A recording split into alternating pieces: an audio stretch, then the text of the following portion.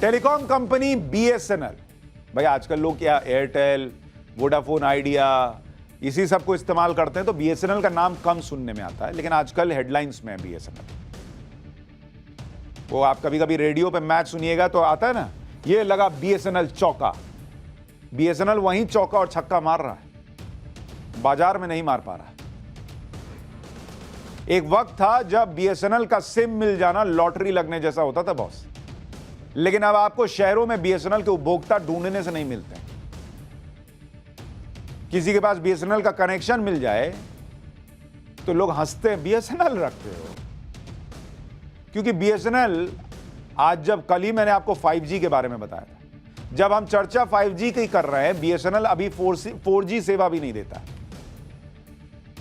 अब ऐसी कंपनी जो 4G सेवा अभी नहीं दे पाई, 5G का जमाना आने को खड़ा हो गया, उसी बीएसएनएल को सरकार भारी भरकम रकम खर्च करके बचाने जा रही है। देश में 5G स्पेक्ट्रम की नीलामी के बीच सरकार ने बीएसएनएल को फिर से जिंदा करने का प्लान बनाया है। बुधवार को पीएम मोदी की अध्यक्षता में cabinet committee on economic affairs की बैठक में बड़ा फैसला हुआ। कैबिनेट ने भारत संचार निगम यानी बीएसएनएल को फिर से ट्रैक पर लाने के लिए 1,64,000 करोड़ के पैकेज को मंजूरी दी है। अब यह क्यों किया? लोग कह रहे हैं कि भाई जब एयर इंडिया बेच दिया तो बीएसएनएल भी बेच देना था। बीएसएनएल को क्यों बचाना चाहते हैं? इसके पीछे नरेंद्र मोदी की एक बीएसएनएल वाली सोच भी है, वो क्या है आगे बताऊंगा, लेकिन इस रिवाइवल प्लान में क्या है पहले जरा वो समझिए। बीएसएनएल के लिए कहा जा रहा है बीएसएनएल, इसके लिए जो रिवाइवल पैकेज आया उसमें कहा यह गया है, पैकेज कितना है? 1,64,000 करोड़, 64,000 करोड़ का पैकेज दिया। ये टोटल पैकेज है रिवाइवल के लिए।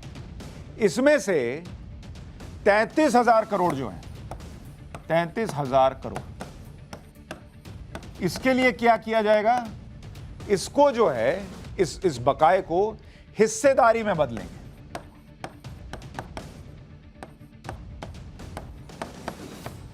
तो ये हिस्सेदारी में कन्वर्ट हो जाएगा।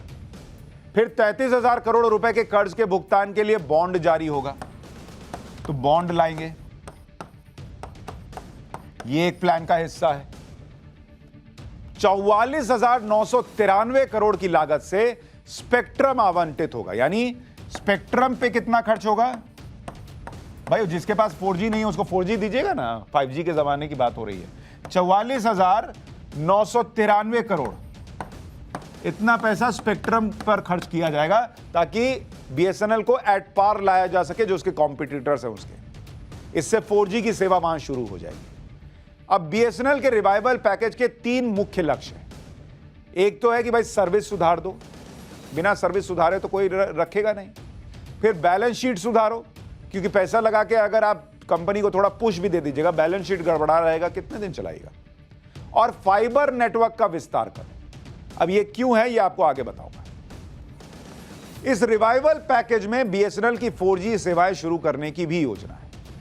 अब ये 4G सेवा क्यों शुरू की जा रही है? भाई आप कहेंगे मेरे पास तो 4G है और मैं तो अब 5G लेने की सोच रहा हूं।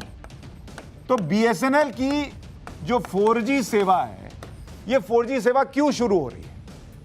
इसकी वजह है 29,616 गांव हैं।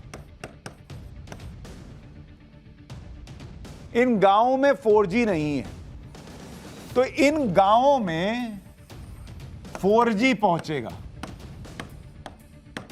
वो कौन पहुंचाएगा? वो पहुंचाएगा बीएसएनएल। तो इसीलिए बीएसएनएल को रिवाइव करने के पीछे की एक बड़ी सोच ये है कि गांवों तक वो स्पीड, वो इंटरनेट, वो सुविधा पहुंचानी है जो आपके हमारे पास यहां शहरों में है। और इसके लिए 19,722 टावर लगाए जाएंगे। मतलब गांव के इंफ्रास्ट्रक्चर पर खर्च होगा और इसकी लागत जो आएगी वो 26,316 करोड़ रुपए आएगी। सरकार का कहना कि यह है कि भाई गांव पर नरेंद्र मोदी का फोकस हमेशा से रहा है कि भाई गांवों को अगर आप इंटरनेट से नहीं जोड़ रहे हैं, हाई स्पीड इंटरनेट से नहीं जोड़ रहे हैं, ब्रॉडबैंड से नहीं जोड़ रहे हैं, तो मामला देश के लिए वैसा नहीं होगा जो पूरे देश में आना चाहिए। तो टेलीकॉम सेक्टर एक रणनीतिक क्षेत्र है जहां बीएसएनएल की मौजूदगी से मार्केट में बैलेंस बना रहेगा। बीएसएनएल ग्रामीण क्षेत्रों में दूरसंचार सेवाओं के विस्तार, स्वदेशी तकनीक के विकास और आपदा राहत में महत्वपूर्ण भूमिका निभाता है। बीएसएनएल को 1,64,000 करोड़ रुपए का बूस्टर डोज देने से लोगों को हैरानी भी हो रही है, क्योंकि भाई लोगों को लगता है कि ये तो वो है जो अभी 4G लॉन्च नहीं कर पाया। 2019 में अपने कर्मचारियों को सैलरी देने में इसको मुश्किल हो रही थी। जो नवरत्न पीएसयू से एक घाटे वाली सरकारी कंपनी बन गया, जिस पर 33,000 करोड़ रुपए का कर्ज है, तो उसको क्यों रिवाइव कर रहे हैं, यही लोग पूछ रहे हैं आज की तारीख। बीएसएनएल कितने घाटे में है जरा जान लीजिए।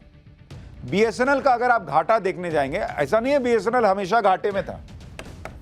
बीएसएनएल एक वक्त जो है वो मुनाफे में चलता था बॉस, इसको घाटे में लाके छोड़ दिया गया। 2009 का वो साल था, 2009, जब बीएसएनएल 1,721 करोड़ रुपए के फायदे में था।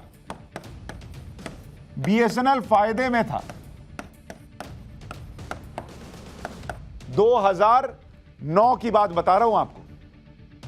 लेकिन 2009 के बाद बीएसएनएल के बुरे दिन शुरू हो गए और उसके बाद से कंपनी लगातार घाटे में जाती रही। 2010 से 2018 के बीच में बीएसएनएल को कितना घाटा हुआ? 57,000 करोड़ का घाटा हुआ। मतलब फिर ये रिवाइव ही नहीं कर पाई, गिरती चली गई। 2019-20 में फिर इसको कितना घाटा हुआ? ये घाटा कम से कम कुछ घटा, 15,500 करोड़, ये इतने का घाटा हुआ। और 2020-21 में ये घाटा जो है वो और गिर गया, 7,441 करोड़ हुआ। मतलब बीएसएनएल जो है उसका घाटा धीरे धीरे कम हुआ है। तो ये है बीएसएनएल की कहानी, फायदे से लेकर और यहां नुकसान तक वो कैसे पहुंचा है।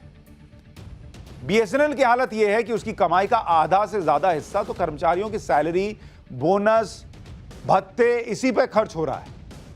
2002-03 में कुल कमाई का 22% कर्मचारियों की सैलरी भत्ते पर खर्च हुआ। 2005-06 में यह खर्च घटकर 15% पर आया। साल 2009-10 में जब बीएसएनएल आखिरी बार फायदे में थी, तब यह खर्च 26% पे था और साल 2018 आते आते यह 53% पर पहुंच गया। हालांकि 2020-21 में यह घटकर 51% हुआ है।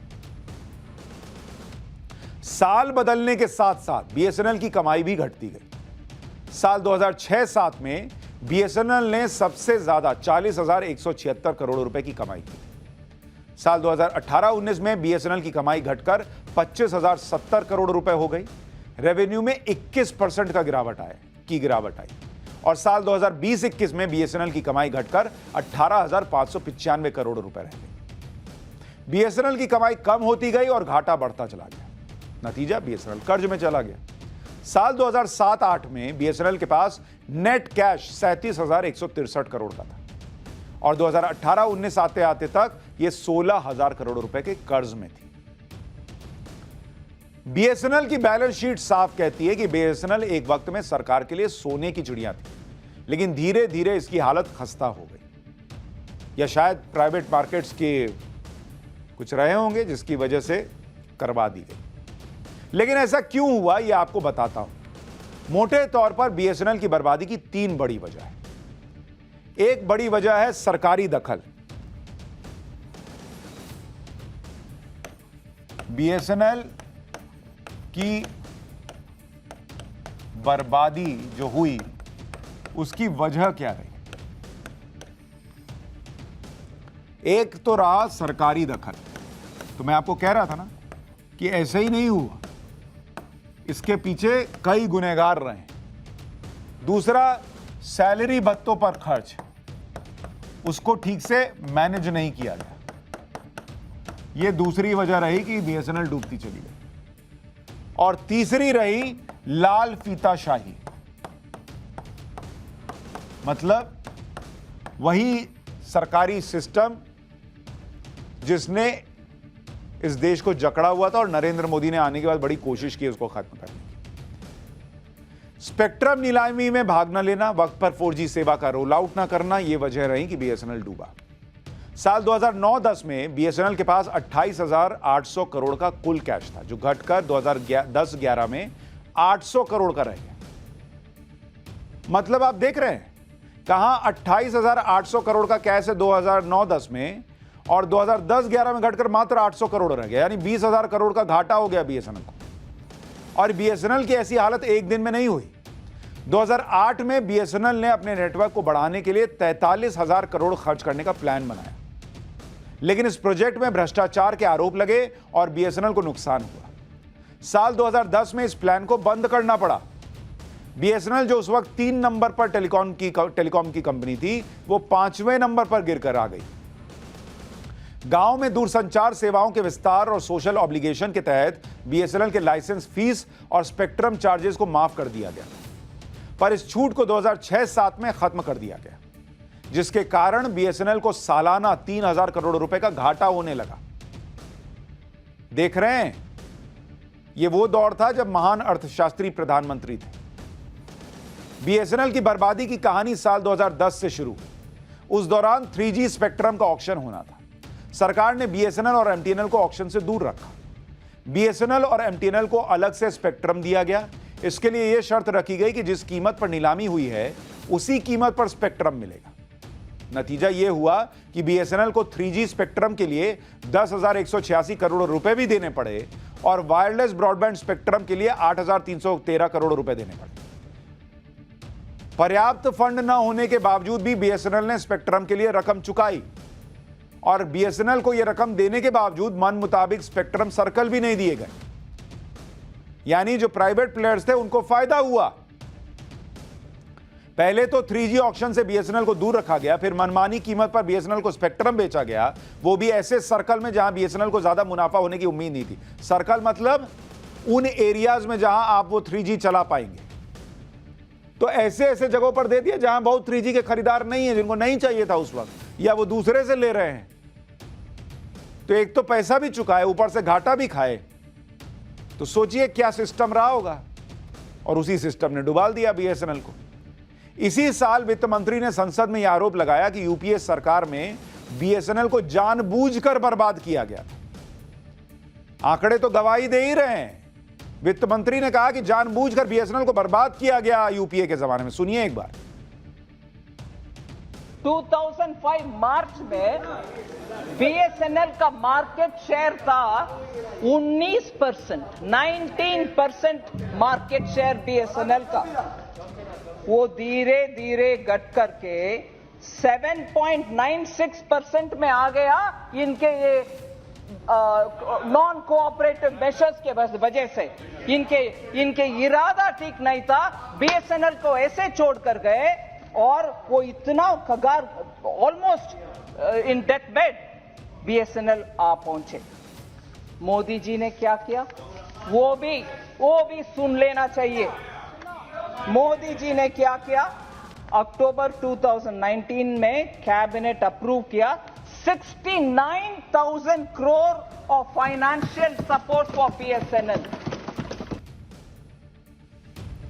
आपने वित्त मंत्री को तो सुन लिया, लेकिन सवाल यह है कि इतने घाटे और कर्ज में चल रही बीएसएनएल के लिए सरकार इतनी भारी भरकम रकम खर्च क्यों कर रही है? इसका कारण भी आपको बताता हूं।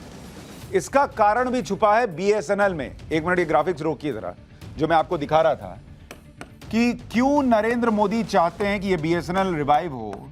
इसके पीछे वजह है बॉर्डर सिक्योरिटी, नेटवर्क और लिंक जो आप कहते हैं, यानी बॉर्डर के आसपास जिस तरीके से बीएसएनएल का नेटवर्क है वो और का नहीं है। सिक्योरिटी के लिहाज से भी, देश के लिहाज से बीएसएनएल अगर रिवाइव होता है और बीएसएनएल का नेटवर्क बॉर्डर इलाकों में, दुर्गम इलाकों में है, तो वो सिक्योरिटी के लिहाज से भी इंपॉर्टेंट है। गांवों में जो बीएसएनएल का नेटवर्क है वो आज भी प्राइवेट प्लेयर्स का नहीं है। इसलिए भी बीएसएनएल गांवों के उन ग्रामीण इलाकों में, उन गरीब इलाकों में जहां पर कोई बड़ी बड़ी रकम खर्च करके जो है वो पैकेज नहीं ले सकता, वहां बीएसएनएल काम आ सकता है। और देश को लिंक करने के लिए यह जरूरी है। तो बीएसएनएल को रिवाइव करने के पीछे भी बीएसएनएल ही वजह है, जो मैं अभी आपको बता रहा हूं कि बीएसएनएल के जरिए ग्रामीण क्षेत्रों में दूरसंचार सेवाएं मजबूत करना सरकार का लक्ष्य है। बीएसएनएल ऑप्टिकल फाइबर के 36% ग्राहक ग्रामीण क्षेत्रों में रहते हैं। मोदी सरकार के एजेंडे में गांवों में ब्रॉडबैंड सेवाएं देना शामिल है और वो उसके लिए लगातार कोशिश कर रहा है। दूसरा कारण है, प्राइवेट कंपनियों के उलट बीएसएनएल घरेलू मैन्युफैक्चरर्स पर निर्भर करती है। 4G और 5G सेवाएं शुरू होने से इन मैन्युफैक्चरर्स को भी फायदा होगा। तीसरा कारण है कि बीएसएनएल की पहुंच देश के बॉर्डर इलाकों तक है। नक्सल प्रभावित इलाकों तक भी बीएसएनएल की पहुंच है। यह रणनीतिक रूप से सरकार के लिए अहम है, इसलिए रिवाइवल पैकेज का ऐलान किया गया है। सियाचिन ग्लेशियर और नॉर्थ ईस्ट के दुर्गम और मुश्किल इलाकों तक बीएसएनएल की पहुंच है। ये वो इलाके हैं जो सैन्य रूप से बेहद संवेदनशील हैं। इसके अलावा बीएसएनएल में 63,000 से ज्यादा कर्मचारी हैं। बंद करने या बेचने से कर्मचारियों पर संकट आएगा, यह भी एक चर्चा का विषय है।